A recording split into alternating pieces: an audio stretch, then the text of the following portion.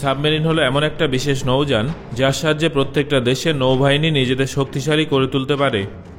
সাবমেরিনের সাহায্যে একটা দেশ সমুদ্রের নিচ থেকে মিসাইল হামলা করে অন্য যে কোনো দেশকে ধ্বংস করে দিতে পারে। তবে পৃথিবীর প্রত্যেকটা দেশের কাছে কিন্তু সাবমেরিন নেই। আসলে সাবমেরিন তৈরি করা এবং রক্ষণাবেক্ষণ করা অত্যন্ত ব্যয়বহুল একটা ব্যাপার, কিন্তু তা সত্ত্বেও বিশ্বের বেশ কিছু দেশের কাছে অনেক বড় এবং অত্যাধুনিক প্রযুক্তির সাবমেরিন আছে। তাহলে চলুন বন্ধুরা, পৃথিবীর 10টা সবথেকে বড়, শক্তিশালী এবং ভয়ঙ্কর সাবমেরিনের সম্পর্কে জেনে নেওয়া যাক। Number 10, Seoul class, US. বন্ধুরা, এটা হলো পৃথিবীর সবথেকে সুন্দর এবং দামি হান্টার কিলার সাবমেরিন। আমেরিকার নৌবাহিনীর চমক দেয়া এবং নজরের আড়ালে গিয়ে হামলা করার কৌশল বরাবরই সোভিয়েত ইউনিয়নের থেকে উন্নত ছিল, যা 352 থেকে 452 ফুট দীর্ঘ এবং এর বিম 40 ফুট দীর্ঘ হয়ে থাকে। এই সাবমেরিনটা সর্বোচ্চ ঘন্টায় 65 কিলোমিটার স্পিডে ছুটতে পারে।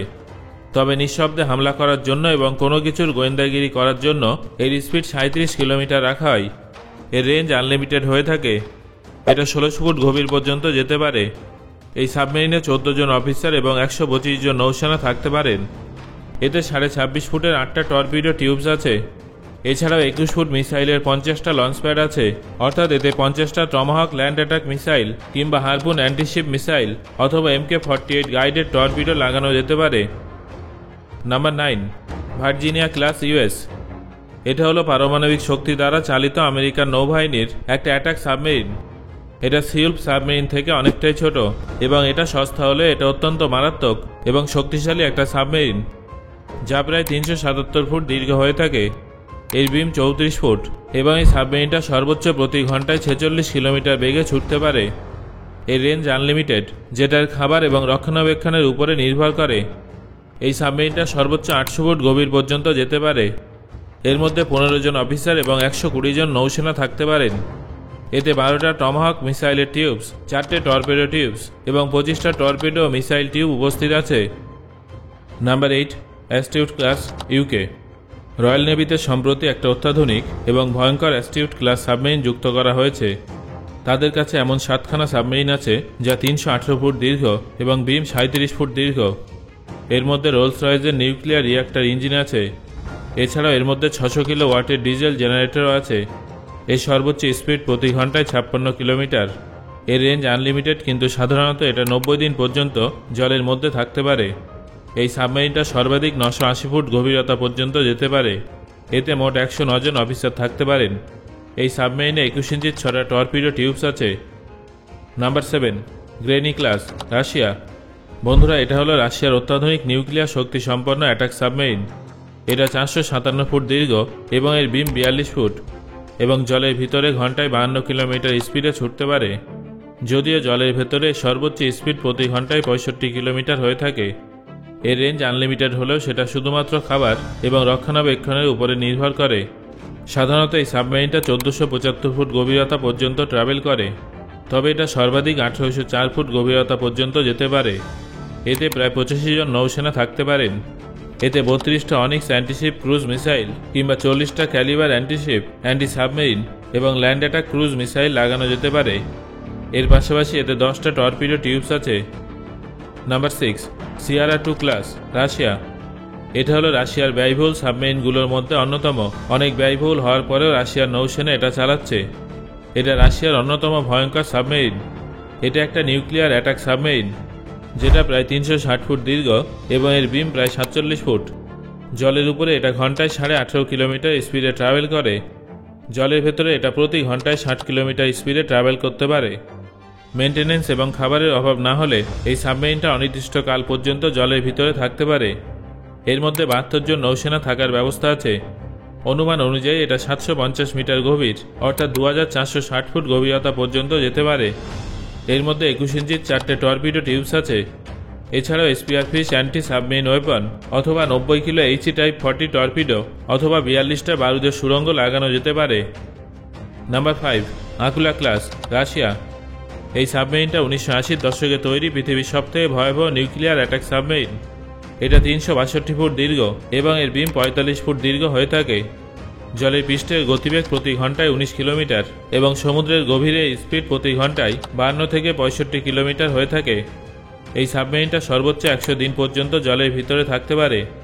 এবং এটা জলের ভিতরে সর্বাধিক 2000 ফুট গভীরতা পর্যন্ত যেতে পারে। এতে 73 জন নৌসেনা থাকতে পারে।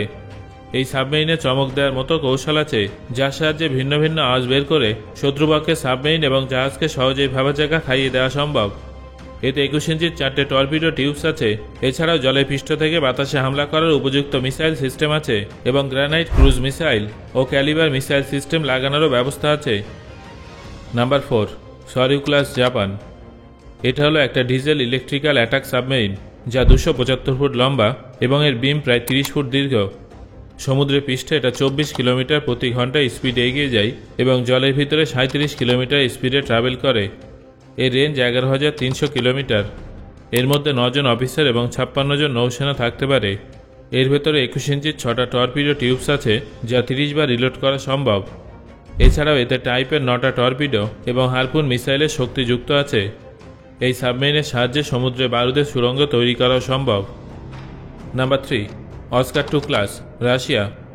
এটা সোভিয়েত যুগ থেকে চলে আসা নিউক্লিয়ার অ্যাটাক সাবমেরিন, যেটাকে রাশিয়া নতুন করে আপগ্রেড করে পৃথিবীর অন্যতম ভয়ঙ্কর সাবমেরিন হিসেবে গড়ে তুলেছে। এটা হলো একটা নিউক্লিয়ার ক্রুজ মিসাইল সাবমেরিন। এটা প্রায় 508 ফুট লম্বা এবং এর বিম প্রায় 60 ফুট দীর্ঘ। এই সাবমেরিনটা 120 দিন পর্যন্ত জলের ভিতরে থাকতে পারে। জলের গভীরে এর স্পিড প্রতি ঘন্টায় 59 কিলোমিটার। এই সাবমেরিনটা সমুদ্রের গভীরে প্রায় 1900 ফুট পর্যন্ত নিচে নামতে পারে। এতে 109 জন নৌসেনা থাকার ব্যবস্থা আছে। এতে 21 ইঞ্চির 4টে টর্পিডো টিউবস, 26 ইঞ্চির 2টো টর্পিডো টিউবস প্রভৃতি যুক্ত আছে। এতে 200 কিলোটন নিউক্লিয়ার ওয়ারশিপ হিটের অস্ত্র লাগানো সম্ভব। এছাড়াও 40টা অ্যান্টি সাবমেরিন টর্পিডো এবং 24টা গ্রানাইট ক্রুজ মিসাইলও নিযুক্ত করা যেতে পারে। Number 2, Ohio class, US. পৃথিবীর শক্তিশালী সাবমেরিনের তালিকায় দ্বিতীয় স্থানে আছে এটা। এতে ইন্টারকন্টিনেন্টাল ব্যালিস্টিক মিসাইল লাগানো হয়েছে। এই সাবমেরিনটা যুদ্ধে অবতীর্ণ হওয়া মানে শত্রুপক্ষের বিনাশ নিশ্চিত। এটা প্রায় 560 ফুট লম্বা এবং এর বিম 42 ফুট। জলের গভীরে এটা 46 কিলোমিটার স্পিডে ট্রাভেল করতে পারে। খাবারের সাপ্লাই কম না হলে এটা দীর্ঘ সময় পর্যন্ত জলের ভিতরে থাকতে পারে। এটা সর্বাধিক 800 ফুট গভীরতা পর্যন্ত ট্রাভেল করতে পারে। এতে 21 ইঞ্চির 4টে টর্পিডো টিউবস লাগানো আছে। Number 1, typhoon class, Russia. পৃথিবীর সবথেকে শক্তিশালী সাবমেরিনটা রাশিয়ার কাছে আছে, যার নাম হলো টাইফুন ক্লাস। এই সাবমেরিনটা যদি সম্পূর্ণভাবে ব্যালিস্টিক মিসাইলের শক্তি সাপোর্ট করে, তাহলে এই সাবমেরিনটা যে কোনো দেশকে ধ্বংস করে ফেলতে পারবে। তবে এর মধ্যে যদি একটা মিসাইল থাকে, তাহলে এটা পরীক্ষামূলক বাহনের মতো কাজ করবে। আসলে এর মধ্যে কতটা নিউক্লিয়ার শক্তি আছে সেটা নিশ্চিতভাবে জানা যায়নি এবং রাশিয়ার কাছে বর্তমানে কতগুলো ব্যালিস্টিক মিসাইল অপারেশনাল আছে সেই সম্পর্কেও আমাদের কাছে কোনো তথ্য নেই। টাইফুন ক্লাসে R39 ইন্টারকন্টিনেন্টাল ব্যালিস্টিক মিসাইল নিযুক্ত আছে। এই সাবমেরিনটা 574 ফুট লম্বা। জলের পৃষ্ঠে এর স্পিড প্রতি ঘন্টায় 41 কিলোমিটার এবং জলের ভিতরে এর গতিবেগ প্রতি ঘন্টায় 50 কিলোমিটার। এই সাবমেরিনটা প্রায় 4 মাস পর্যন্ত জলের ভিতরে থাকতে পারে। এর মধ্যে 160 জন নৌসেনা থাকতে পারেন। এটা জলের গভীরে 1300 ফুট পর্যন্ত যেতে পারে। এর মধ্যে 21 ইঞ্চির 4টে টর্পিডো টিউবস এবং 26 ইঞ্চির 2টো টর্পিডো টিউবস যুক্ত আছে। এছাড়াও এর মধ্যে 20টা RSM 52 SL BMS মিসাইল আছে, যা এই সাবমেরিনটাকে আরও ভয়ঙ্কর করে তোলে। সো বন্ধুরা, আজকের এই আলোচনা শোনার পর আপনি কি সাবমেরিন সম্পর্কে নতুন কিছু জানতে পারলেন? সেটা অবশ্যই আমাকে কমেন্ট করে জানান।